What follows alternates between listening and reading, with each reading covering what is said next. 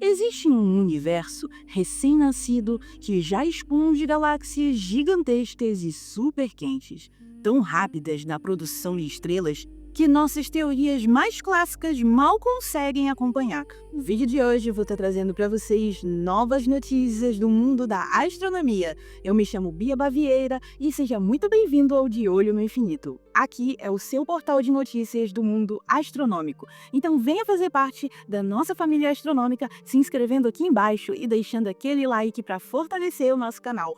Então bora lá para a primeira notícia de hoje.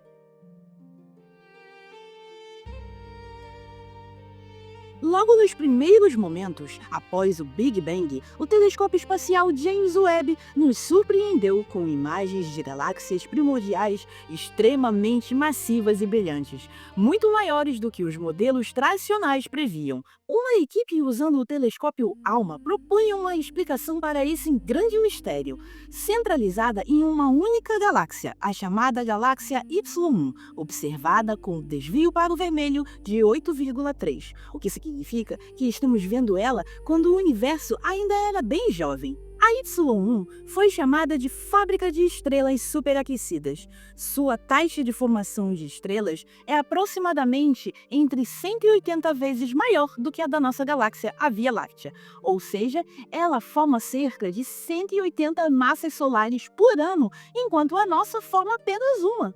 Então os pesquisadores perceberam que o pó dentro da Y1 está muito mais quente do que o normal.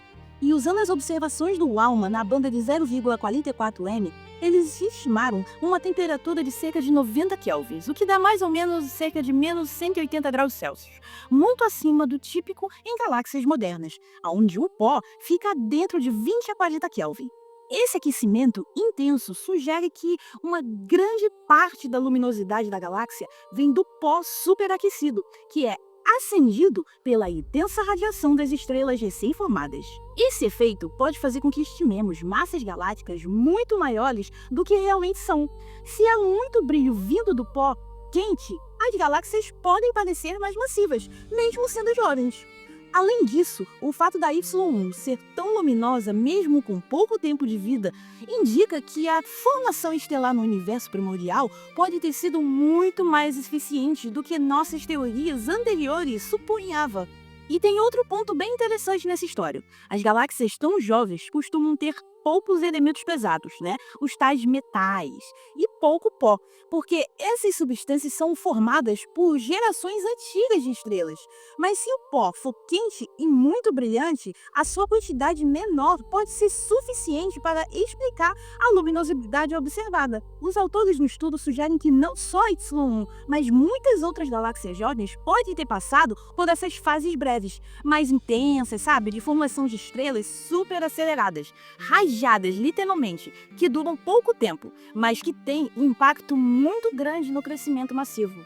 Eles planejam também usar mais observações do ALMA, aproveitando a sua alta resolução para estudar outras galáxias similares à Y1 e entender esse comportamento tão comum no universo primordial. Isso pode mudar a forma como interpretamos os dados do James Webb. Ao invés da gente pensar que todas essas galáxias são simplesmente anormais e muito massivas, talvez muitas delas passem por fases de explosões de formação de estrelas que distorcem as nossas medidas.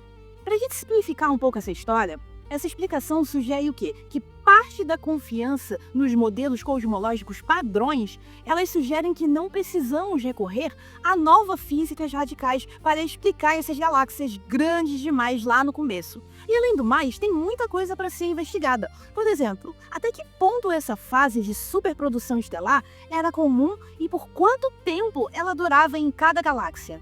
Também existe a questão de como a poeira tão quente se forma tão cedo, dada a juventude dessas galáxias. Porque normalmente esperávamos que poeira viesse de estrelas mais antigas. O estudo conclui também que fontes de pó que brilham intensamente, mesmo com quantidades moderadas, podem explicar uma grande parte das observações surpreendentes feitas pelo James Webb. Isso é uma virada fascinante na história, porque mostra que o universo primitivo pode ter sido mais surpreendentemente ativo do que a gente pensava, com galáxias relâmpagos, sabe? Nascendo, brilhando, forte mesmo em sua juventude. Mas também nos lembra do seguinte, que da humanidade científica, nossos modelos de universo está constantemente em teste, e o James Webb está nos forçando a redefinir as nossas visões sobre esses mundos e esses lugares tão distantes. Não é abandonar tudo por completo, tudo que a gente sabe por completo, porque no fim das contas, a explicação da Y1 é uma ponte elegantérrima entre os dados observados e a teoria. Não é uma solução mágica que a gente vai encontrar de uma hora para outra, é uma pista real, sólida, ancorada na física observável. E sabe o que é mais empolgante nessa história toda? Se existirem muitas galáxias como a Y1, o James Webb ainda tem muitos segredos para revelar pra gente. Apenas precisamos, assim, olhar com os instrumentos certos e a mente bem aberta, porque o universo é profundo e antigo e muito, mas muito dinâmico do que a gente sempre imagina. A gente sempre imagina um monte de coisa e no fim das contas o universo sempre tá lá mostrando algumas vezes o contrário. E bora lá que o universo nunca vai parar de me surpreender. Vou te mostrar a próxima notícia. Duas estrelas minúsculas dançando uma valsa apertada, e ao redor delas, 3 planetas rochosos iguais à Terra, desafiando tudo o que achávamos sobre onde mundos como o nosso podem surgir. Do sistema estelar TOI 2267, pesquisadores descobriram 3 exoplanetas do tamanho da Terra, orbitando 2 anãs vermelhas bem próximas umas das outras. As estrelas estão separadas por cerca de 8 unidades astronômicas, uma distância menor que a existente entre o Sol e Saturno. Os cientistas usaram dados da missão TESS da NASA e um software especial chamado de Sherlock para identificar os sinais desses planetas. 2 dos exoplanetas transitam em frente de uma das estrelas, enquanto o terceiro parece orbitar outra estrela companheira. É a primeira vez que vemos um sistema tão compacto com planetas passando por ambas as estrelas. Esse tipo de configuração é surpreendente, porque sistemas binários muito próximos geralmente são considerados instáveis para planetas rochosos permanecerem ao longo do tempo. E olha só isso, o primeiro exoplaneta, que é o TOI 2267bzinho, tem um período orbital de apenas 2,28 dias, enquanto o segundo, que é o TOI 2267czinho, completa uma volta em 3,49 dias. Esses planetas orbitam muito perto das suas estrelas. Bzinho, por exemplo, está a mais ou menos 0,0205 unidades astronômicas e o Czinho está a mais ou menos a 0,0263 unidades astronômicas.